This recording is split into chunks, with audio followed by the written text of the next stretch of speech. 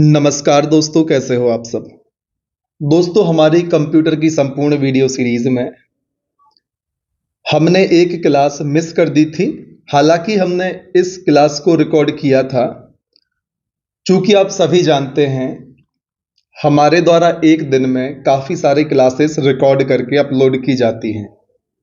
तो दोस्तों, इस क्लास को हम पहले ही रिकॉर्ड कर चुके थे, लेकिन एक साथ कई क्लासेस हम अपलोड करते थे। तो उस दौरान हमारी यह कंप्यूटर की वीडियो क्लास रिकॉर्ड तो कर ली गई, लेकिन बिना इसे अपलोड किए, यह मानते हुए कि यह क्लास अपलोड हो गई है, इसको डिलीट कर दिया गया और आज इसे हमारे द्वारा फिर से आपके लिए रिकॉर्ड किया जा रहा है। और दोस्तों, यह क्लास है, या यूं कहें कि आपको यह क्लास किन क्लासेस के बीच में देखनी है। तो दोस्तों, आपके लिए हमारी यह वीडियो क्लास क्लास 51 और क्लास 52 के बीच में देखनी है। इस क्लास को हम नाम देंगे क्लास, इस तरीके से स्टार, या हम इस प्रकार से इसको बना देंगे तो आप समझ जाएं कि इस क्लास को आपके लिए क्लास 51 या 51 और क्लास 52 के बीच में देखना है। अब सारा सीक्वेंस यदि हम चेंज करेंगे तो सारे थंबनेल चेंज करने होंगे, इसलिए हम इस क्लास को नाम देंगे क्लास स्टार। तो इससे आप इस क्लास की पहचान करेंगे और आपके लिए यह क्लास हमारी क्लास नंबर 51 के बाद देखनी है। तो चलिए दोस्तों, एक बार फिर से हम इस वीडियो को रिकॉर्ड करते हैं।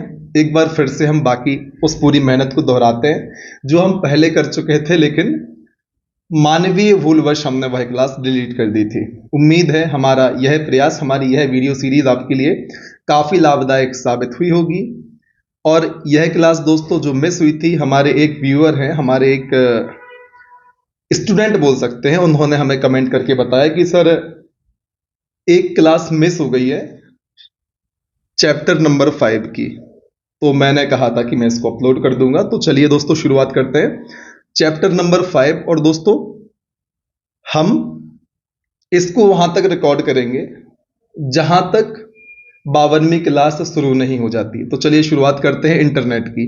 दोस्तों, इसमें हमें चर्चा करनी है इंटरनेट के बारे में, इंटरनेट के इतिहास के बारे में, भारत में इंटरनेट के बारे में, इसके घटक कौन कौन से हैं, कार्य प्रणाली कैसी है, इससे संबंधित संगठनों की चर्चा हम कर लेंगे, महत्वपूर्ण शब्दावलियां हम जान लेंगे। हालांकि हम पहले ही जान चुके हैं दोस्तों, इंटरनेट से संबंधित कौन कौन सी भाषाएं हैं उनकी चर्चा हम कर चुके हैं दोस्तों।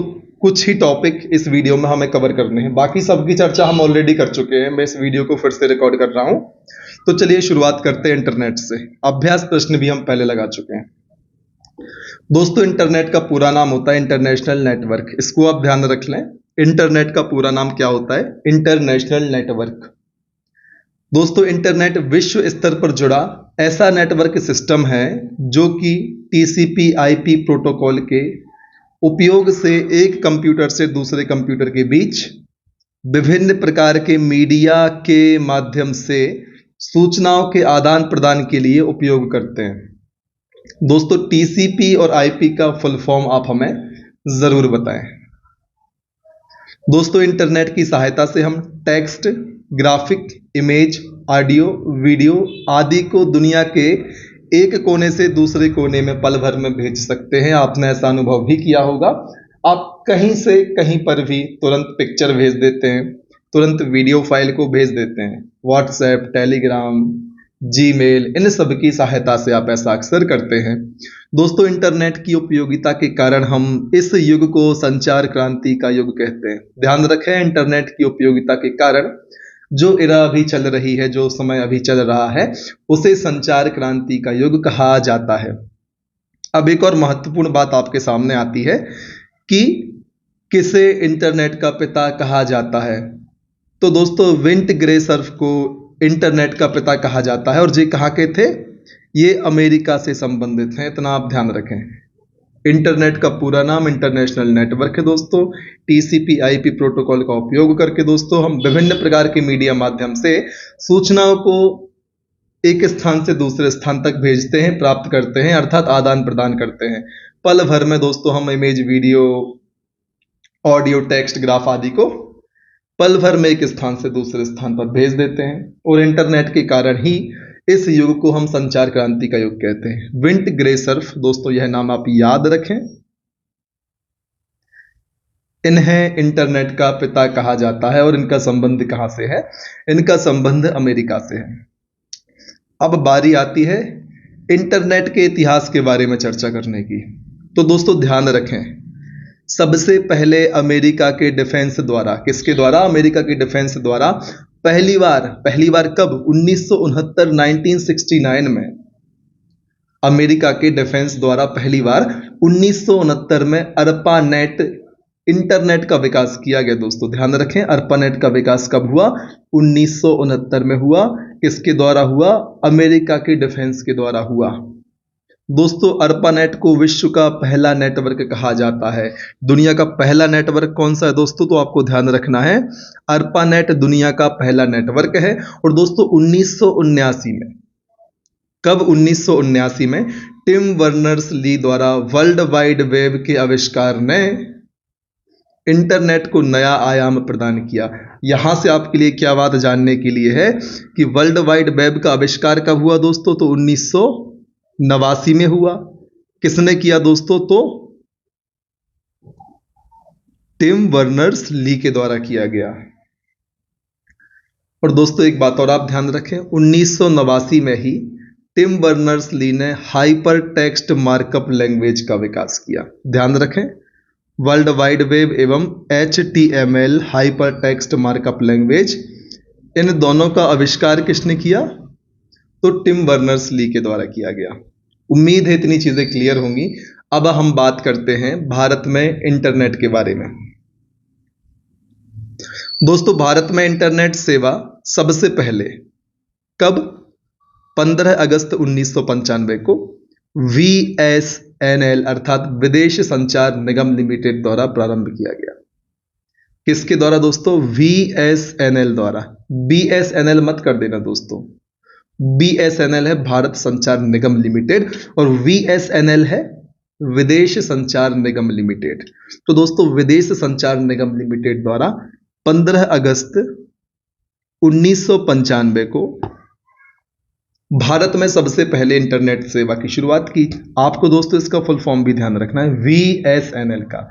दोस्तों अंतर ध्यान रखें, BSNL में और VSNL में। उम्मीद है इतनी चीजें क्लियर होंगी।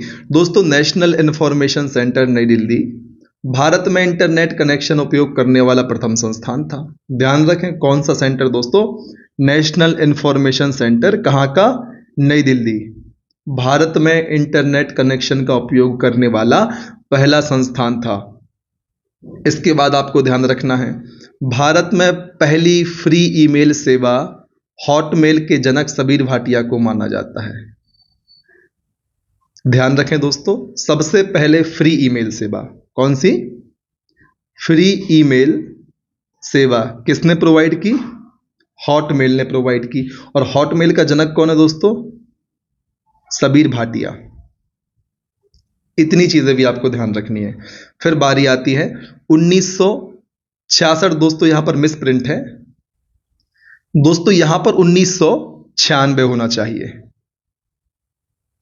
भारत में पहला इंटरनेट कैफे मुंबई में खोला गया। कब खोला गया दोस्तों? 1996 में खोला गया।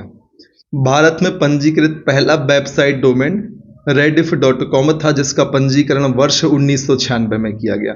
दोस्तों मार्च 1997 में naukri.com की एक वेबसाइट जारी की गई और 1999 में वेब दुनिया नाम से वेबसाइट बनाई गई जो कि हिंदी में थी। इतनी चीजें क्लियर होंगी ऐसी आशा मैं आपसे कर सकता हूं। ध्यान रखें, सबसे पहले इंटरनेट सेवा 15 अगस्त 1995 को विदेश संचार निगम लिमिटेड VSNL के द्वारा शुरू की गई थी। दोस्तों बात करते हैं इंटरनेट के आवश्यक घटक की। इसमें दोस्तों पर्सनल कंप्यूटर, मॉडेम, संचार माध्यम, इंटरनेट सॉफ्टवेयर या web browser, internet service provider, दोस्तों इन्हें हम इंटरनेट के आवश्यक घटक में शामिल करते हैं। फिर बात करनी है इंटरनेट की कार्य प्रणाली की। तो दोस्तों अब चलिए बात करते हैं कार्य प्रणाली की। दोस्तों, जब भी कोई कंप्यूटर यूजर इंटरनेट से जुड़ना चाहता है, कौन? कोई भी कंप्यूटर यूजर किससे जुड़ना चाहता है? इंटरनेट से जुड़ना चाहता है, तो इंटरनेट सर्विस प्रोवाइडर से इंटरनेट कनेक्शन लेना पड़ता है। इतने टर्म आपको क्लियर होने चाहिए। कौन कौन से टर्म?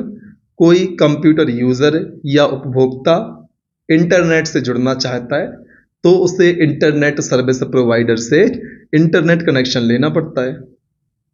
और दोस्तों, जो कनेक्शन होते हैं विभिन्न प्रकार के हो सकते हैं, जिसका विस्तृत वर्णन डाटा संचार टॉपिक में किया गया है। उस वीडियो को आप जाके देख लें। किस किस प्रकार के कनेक्शन हो सकते हैं, किस किस प्रकार के यूजर कनेक्शन हो सकते हैं, यहां हम देखते हैं। डायल अप कनेक्शन, इसकी चर्चा हमने की हुई है।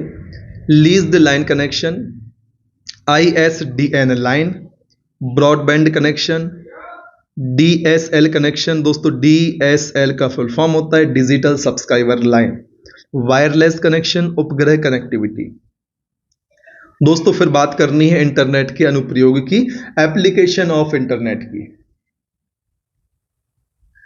तो दोस्तों, हम ई कॉमर्स में इंटरनेट का उपयोग करते हैं, ई कॉमर्स में करते हैं, ई गवर्नेंस में करते हैं। दोस्तों, ई कॉमर्स, ई गवर्नेंस क्या होते हैं, इनकी विस्तार से चर्चा हमने अपनी इस वीडियो सीरीज के आखिरी वाले वीडियो के भाग में करी हुई थी, तो आप उन्हें देख चुके होंगे।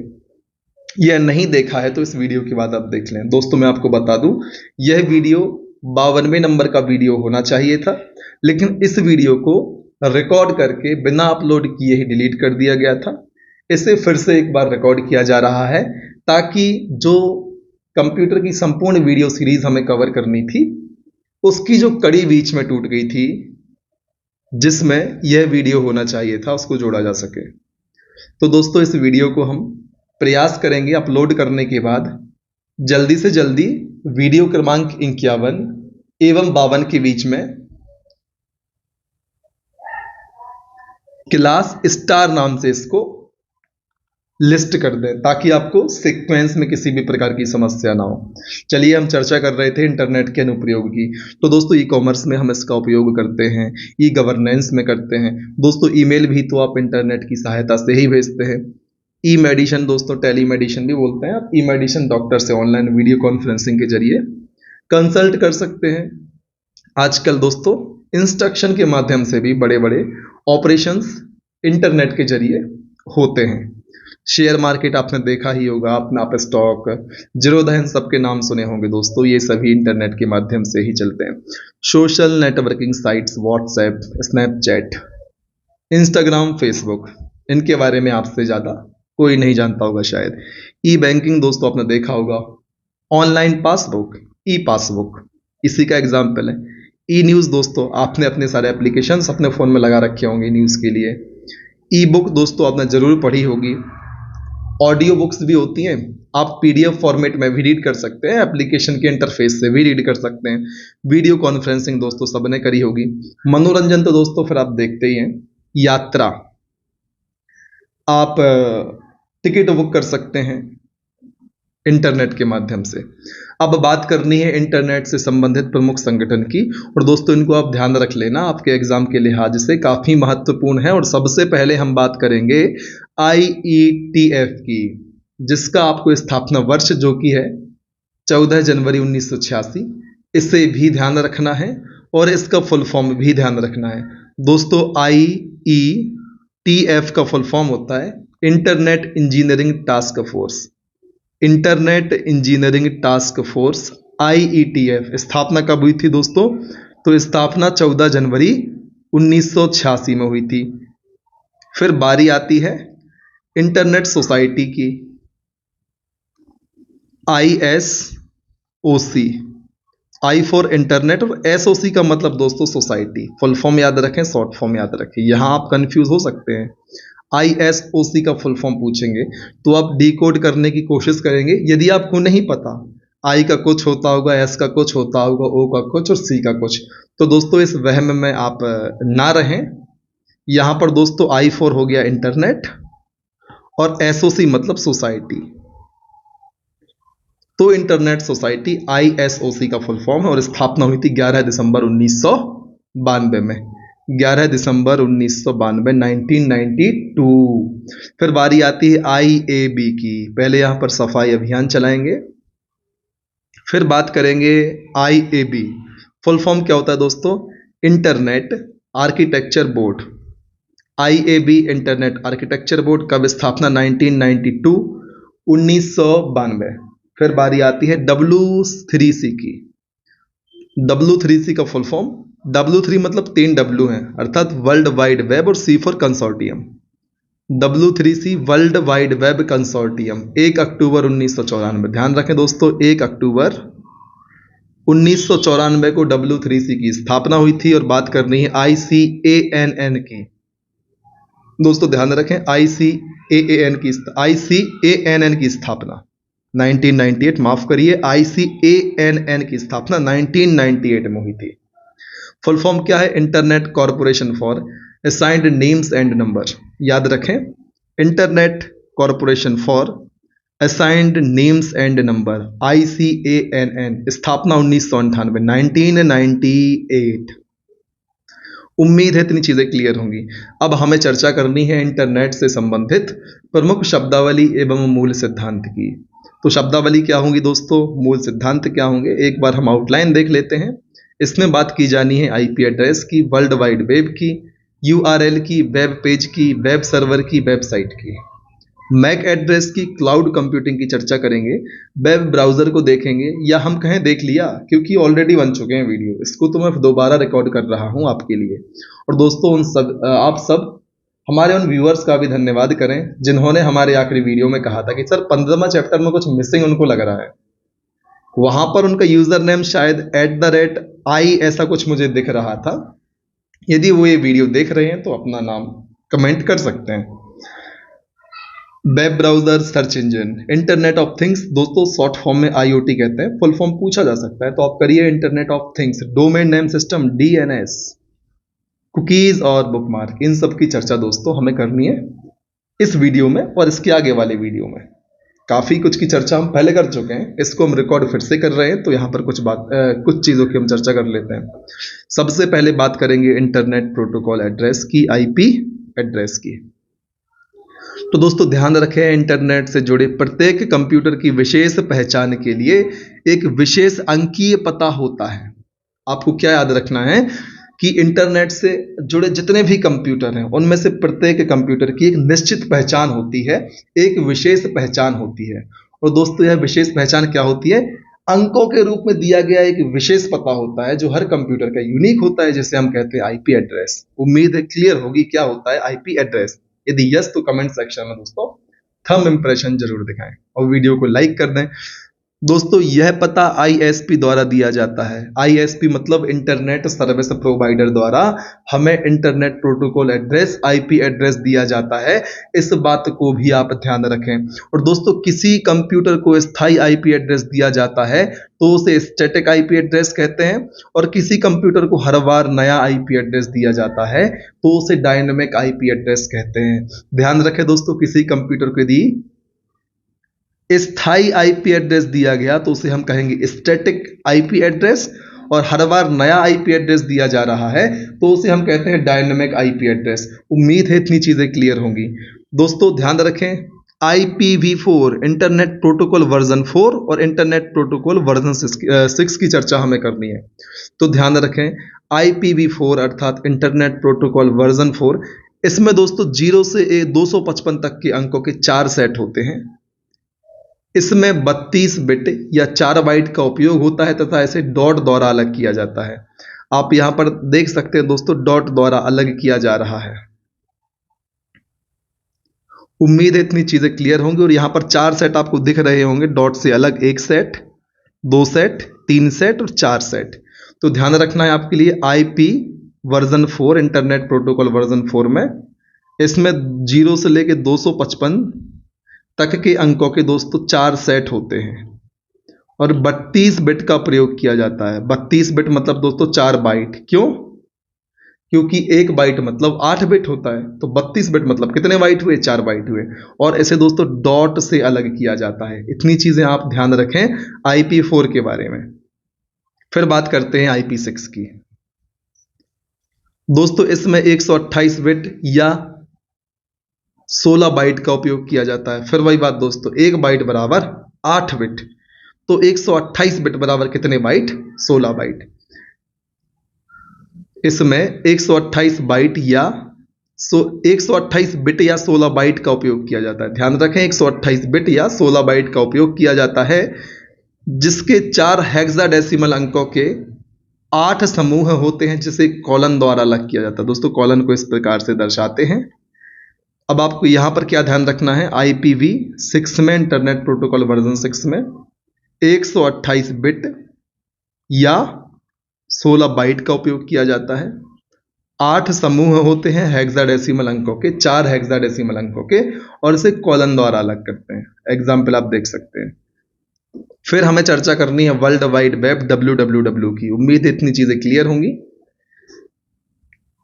दोस्तों ध्यान रखें, WWW को W3 या वेब भी कहा जाता है। दोस्तों इसका विकास जिनेवा में फिजिक्स रिसर्च लैब में 1989 में टिम बर्नर्स ली के द्वारा किया गया। पहले ही हम चर्चा कर चुके हैं, WWW का विकास 1989 में हुआ था। किसने किया था दोस्तों? तो टिम बर्नर्स ली के द्वारा किया गया था। दोस्तों यह इंटरनेट पर डाली गई समस्त सूचनाओं को देखने की सुविधा उपलब्ध करवाता है। दोस्तों WWW हमें इंटरनेट पर जितनी भी तमाम जानकारी डाली जाती है, उस जानकारी को देखने की सुविधा उपलब्ध करवाता है। कौन? WWW। फिर चाहे वह जानकारी वीडियो फॉर्मेट में हो, इमेज फॉर्मेट में हो, टेक्स्ट फॉर्मेट में हो, कैसे भी हो, इंटरनेट पर जानकारी है, WWW की सहायता से हम उसे देख पाते हैं। दोस्तों इस पर लाखों वेब पेज डॉक्यूमेंट में उपलब्ध हुए, जो हाइपरलिंक द्वारा आपस में जुड़े होते हैं। ध्यान रखें दोस्तों, WWW पर लाखों वेब पेजेस हैं जो आपस में हाइपरलिंक द्वारा जुड़े होते हैं। आप क्लिक करके दूसरे पेज पर जंप कर सकते हैं। आपने देखा होगा कुछ शब्द दोस्तों लाइट ब्लू कलर के दिखते हैं, जब आप स्क्रॉल करते हैं किसी वेबसाइट को, उन पर आप क्लिक कर सकते हैं। उन पर क्लिक जैसे ही आप करते हैं, आप दूसरे वेब पेज पर शिफ्ट हो जाते हैं। तो इसी प्रकार से बहुत सारे वेब पेज WWW पर होते हैं। दोस्तों वर्ल्ड वाइड वेब के प्रमुख भाग की यदि हम बात करें, तो इसमें website, web page, browser, search engine, URL आदि होते हैं। दोस्तों URL का फुल फॉर्म आप हमें जरूर बताएं। दोस्तों क्या बताएं, नीचे लिखा आ गया URL, यूनिफॉर्म रिसोर्स लोकेटर। दोस्तों इसका पूरा नाम यूनिफॉर्म रिसोर्स लोकेटर होता है। वेब पेज का नाम URL के माध्यम से दिया जाता है। दोस्तों URL वेब पेज का एक यूनिक एड्रेस होता है, जिससे इंटरनेट पर वेब पेज की लोकेशन पता चलती है। दोस्तों ध्यान रखें, URL के माध्यम से हमें वेब पेज की लोकेशन पता चलती है इंटरनेट पर। याद रखें, URL की सहायता से हमें इंटरनेट पर, जो कि बहुत विशाल है दोस्तों, कहां ढूंढेंगे, URL की सहायता से हमें वेब पेज की लोकेशन पता चलती है जहां हम जाना चाहते हैं। दोस्तों URL यूजर को बताता है कि सूचना कहां से प्राप्त होगी। दोस्तों यहां पर एक वेबसाइट दी हुई है, पहले हम कंटेंट पढ़ लेते हैं। URL के भाग दोस्तों निम्नलिखित होते हैं, जिसमें शामिल है HTTP। इसका पूरा नाम होता है हाइपर टेक्स्ट ट्रांसफर प्रोटोकॉल। दोस्तों यह एक ट्रांसफर प्रोटोकॉल है और यहां से URL की शुरुआत होती है। फिर बात आती है डोमेन नेम की। दोस्तों किसी वेबसाइट को सर्च करने का आवश्यक भाग डोमेन नेम ही होता है। उसी नेम के आधार पर आप किसी वेबसाइट पर पहुंच सकते हैं, और हर वेबसाइट का अलग अलग डोमेन नेम होता है। फिर बात आती है होस्ट नेम की। होस्ट नेम दोस्तों डोमेन नेम के साथ जुड़ा होता है। फिर बारी आती है एब्सोल्यूट पाथ की। दोस्तों डोमेन नेम के बाद जो फाइल या पेज के नाम लिखे होते हैं, उसे हम कहते हैं एब्सोल्यूट पाथ। अब चलिए हम एक एग्जाम्पल के माध्यम से इसे समझने का प्रयास करते हैं। ध्यान रखें दोस्तों, URL के भाग हम देख रहे हैं। HTTP दोस्तों यह प्रोटोकॉल है, हाइपर टेक्स्ट ट्रांसफर प्रोटोकॉल। फिर हमने बात करी थी, इसके बाद डोमेन नेम लिखा होता है परीक्षाधाम.com में। दोस्तों परीक्षाधाम डोमेन नेम है। फिर बारी आती है होस्ट नेम की, तो .com दोस्तों होस्ट नेम है। फिर एब्सोल्यूट पाथ आपके लिए यहां पर अंत में दिखाई दे रहा है। अब बात करते हैं वेब पेज की। दोस्तों HTML भाषा में लिखा दस्तावेज वेब पेज कहलाता है। ध्यान रखें, HTML भाषा में लिखा दस्तावेज वेब पेज कहलाता है, जो वेब ब्राउजर में दिखाई देता है। वेब पेज दोस्तों दो प्रकार के होते हैं, स्टैटिक वेब पेज और डायनेमिक वेब पेज। HTML भाषा में लिखे ऐसे पेज जिसे यूज़र केवल पढ़ सकता है, एडिटिंग नहीं कर सकता, स्टैटिक वेब पेज कहलाते हैं। और दोस्तों HTML भाषा में लिखे ऐसे पेजेस जिसमें समय के साथ बदलाव किया जा सकता है, डायनेमिक वेब पेज कहलाते हैं। स्टैटिक वेब पेज कौन से कहलाते हैं दोस्तों? जिसे यूज़र अर्थात हम और आप जैसे लोग सिर्फ पढ़ सकते हैं, रीड कर सकते हैं, उससे एडिट नहीं कर सकते, वे होते हैं स्टैटिक वेब पेज। और डायनेमिक वेब पेज कैसे दोस्तों?